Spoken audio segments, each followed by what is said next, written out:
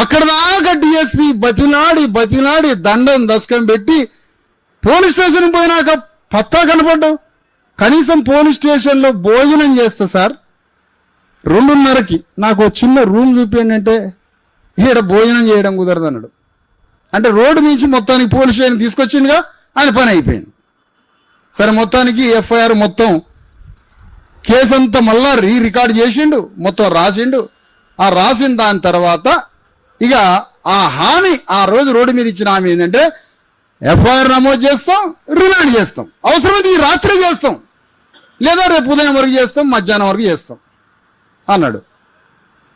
వాళ్ళ మీద కొద్దిగా కొంచెమే ఒక పాయింట్ అనుకొని సరే పొద్దున్నే అంత అయిపోయింది, 4 గంటలకు రిటర్న్ అయినా సార్.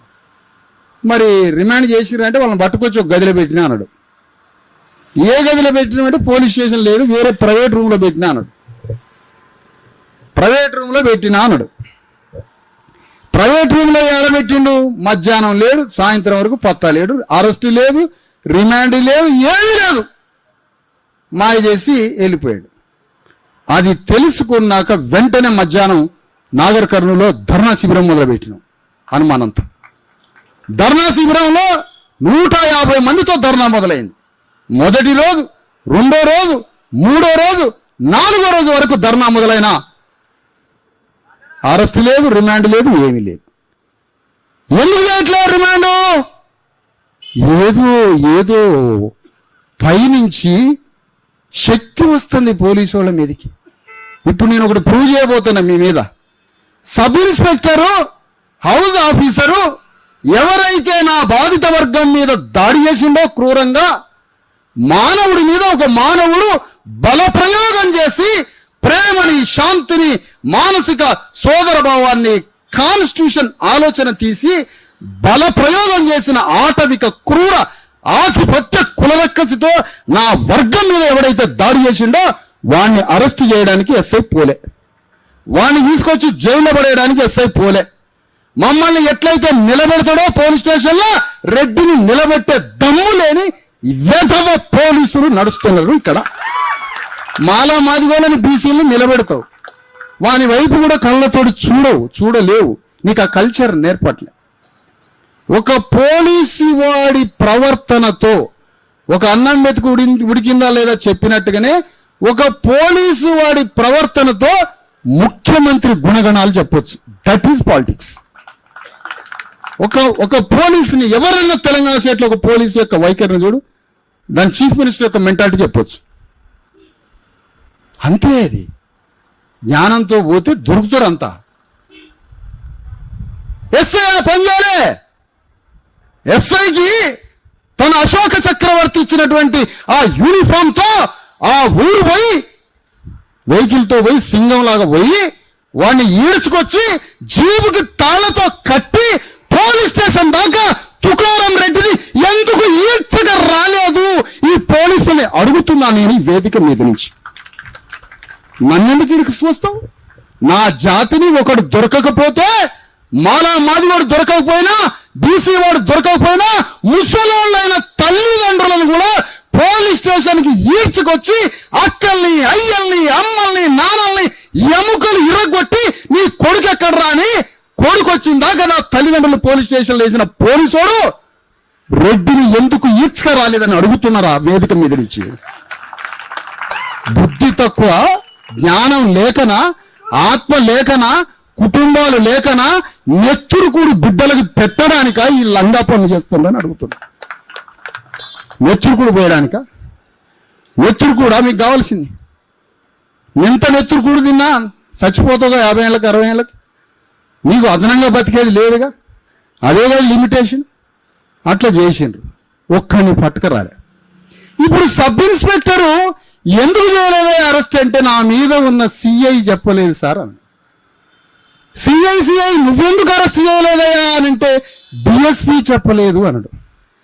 డిఎస్పీ మరి నువ్వెందుకు అరెస్ట్కి పోలేదా అంటే నాకు ఎస్పీ చెప్పలేదు అన్నాడు.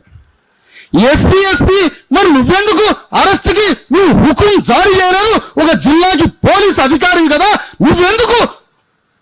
బాధితుల మీద దాడి చేసిన వాడి, బాధితుడి మీద బల ప్రయోగంతో దాడి చేసిన additional superintendent of police mister Nagar Kurnool SP అని అడిగితే నా మీద ఒకడి ఆధిపత్యం ఉన్నది సార్. ఎవరతను? డిఐజీ. డిఐజీ ఎందుకు అరెస్ట్ చేయడానికి పంపలేదు? నా మీద ఇంకొకళ్ళ ఆధిపత్యం ఉంది సార్, ఐజీ.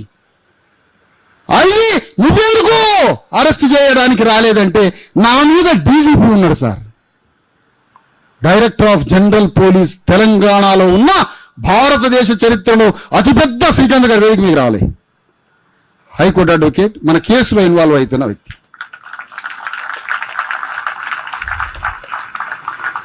ఇక్కడ చాలా కథ వినాలి మీరు. లైను డీజీపీ గారు భారతదేశంలో అత్యంత బలమైన తెలంగాణ పోలీసులకి ఒక అధిపతి డీజీపీ గారు.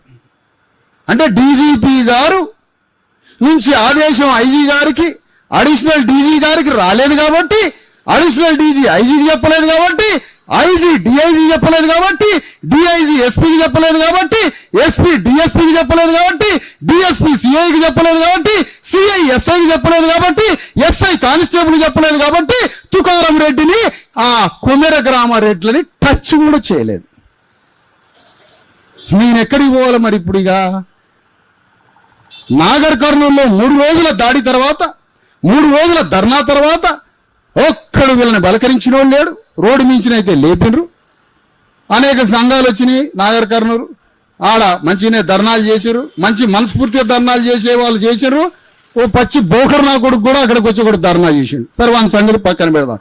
వాడి నోట్లో నేనే చేయబెట్టి వాడి కొండ నాలుక బీకుతా, 4 రోజులు ఆగండి. నోట్లో చేయబెట్టి వాడి నాలుక బీకుతా, ఒక బోగోడు తిరుగుతున్నాడు, నేనే బీకుతా వాడి నాలుక. ఆ అవకాశం ఎవరు తీసుకోదా ప్లీజ్, అదొక రిక్వెస్ట్ చేస్తాను నేను. అది నా పేటెంట్ రైట్. వాడి కొండ నాలుక బీకటం నాదే పేటెంట్ రైట్. అలాంటి బోగోడు వచ్చిండు, వాడి పక్కన పెట్టండి. వాడిని ధర్నాలు చేశారు, మనసున్న మహారాజులు వచ్చారు, ధర్నాలు చేశారు, బాగానే ఉంది, అది పోయింది, అంతవరకు బాగానే ఉంది. ఇది ఎంతకీ అరెస్ట్ కావటంలే, రిమాండ్ లేదు, జైలు లేదు, హాయిగా వాళ్ళు తిరుగుతూనే ఉన్నారు.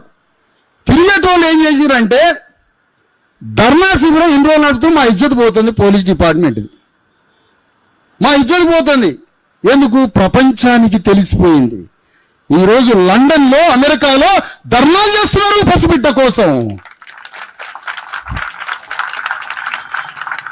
ఫలానా ఫలానా ఫలానా ఉద్యమం, ఫలానా వాళ్ళు చేసిన ఉద్యమం అని లండన్లో మొదటిసారిగా విదేశాల్లో కమ్మారెడ్ల సంఘాలని దాటుకొని లండన్లో, అమెరికాలో ఉన్న బీసీ ఎస్సీ ఎస్టీలు ఒకటై ఈ పాపకండగా నిలబడ్డారు.